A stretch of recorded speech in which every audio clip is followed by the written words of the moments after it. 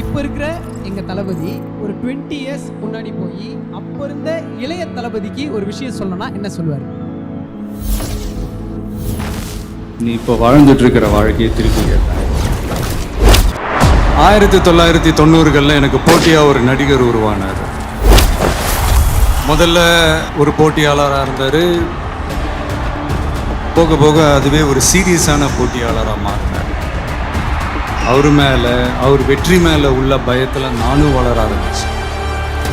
நான் போன இடத்துக்கெல்லாம் அவரும் வந்து நின்னார். நான் இந்த அளவுக்கு வளர்றதுக்கு காரணமாக இருந்தார்.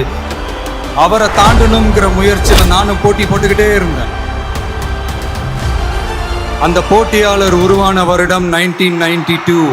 அந்த போட்டியாளரின் பெயர் ஜோசப் விஜய்.